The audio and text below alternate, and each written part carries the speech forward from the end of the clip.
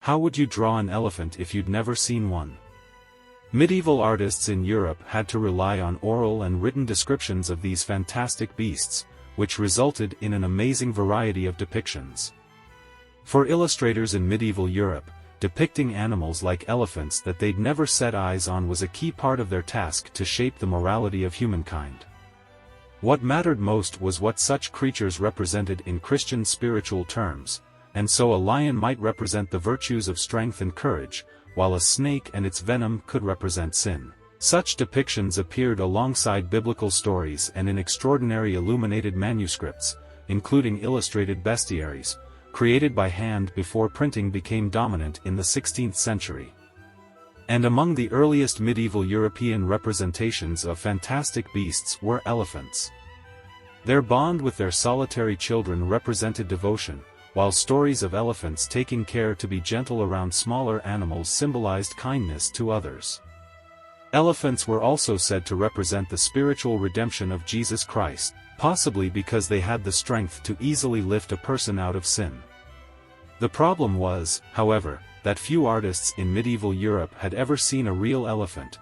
Instead, they created an astonishing variety of fabulous pachyderms that still fascinates today. Giant dragon fighters. Elephants were the largest of all animals in God's menagerie. They were said to be the mortal enemies of dragons.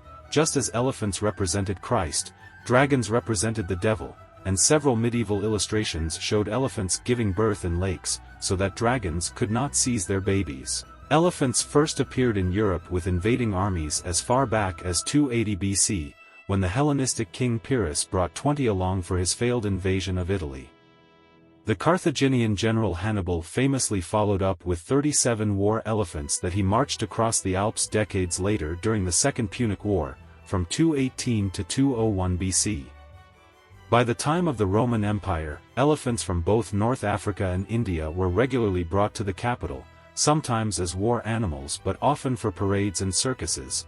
They also frequently appeared on Roman coins. After the fall of the Western Roman Empire in the 5th century AD, however, elephants and their first-hand witnesses all but disappeared in Europe, although some made very rare appearances in later centuries as gifts to kings and popes. As a result, later medieval illustrators, including cloistered monks, had very little to go on. Since there was no real knowledge of how this animal actually looked, illustrators had to rely on oral and written transmissions to morphologically reconstruct the elephant, thus reinventing an actual existing creature, says the German artist Uli Westphal. Westphal has researched medieval depictions of elephants, publishing an artwork that shows dozens of weird beasts purporting to represent elephants, including a dragon-like creature with a trumpet on its face, something huge and vaguely fish-like with legs and tusks, and several deer and horses with elaborate trunk-like noses. Westphal's research has also documented clusters of medieval elephant illustrations that he's determined derive from a single portrayal, which may have represented an anatomically correct elephant, or a wholly imagined one. These extraordinary depictions recall the ancient story, said to be an early Buddhist parable, of a group of blind men encountering an elephant and judging its nature after touching a single pachyderm body part, like a wall, says one, touching its side, like a rope, says another, seizing its tail, like a snake, says a third, grabbing its trunk. Eleazar's elephant. The biblical story of Eleazar Avaran is a particularly rich source of medieval illustrations of elephants.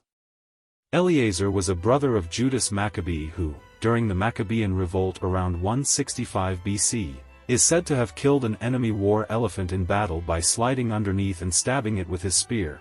The elephant then collapsed on the warrior, crushing him to death. Eleazar's story in the first book of Maccabees became linked with the concept of Christian martyrdom, so it was often depicted in medieval Christian manuscripts, according to historian Henry Abramson of New York's Touro University. It seems, however, that none of these medieval artists had ever seen a real elephant, nor could they quite imagine how anyone could easily slide underneath one. As a result, many of the imaginary elephants shown alongside Christian accounts of Eleazar are among the most extraordinary medieval depictions of the pachyderm, one a bit like a horse, another like a huge dog, another like a serpentine cat with a trunk. In every case, The elephant bears on its back an enormous fort-like construction filled with fighters, a fanciful depiction of a howdah for archers, and the warrior Eleazar lying beneath it. I think the one that I enjoy the most is one that reminds me of Dr. Seuss, Abramson Shares. It's got a kind of trumpet-like nose, with ripples along the trunk. Such imaginary elephants proved resilient even in the face of genuine descriptions of the real animals. During the course of his research, Westphal discovered that even when medieval illustrators made roughly accurate depictions of elephants, perhaps from a rare first-hand description, they often lapsed back into portraying pachyderms with more fantastical characteristics.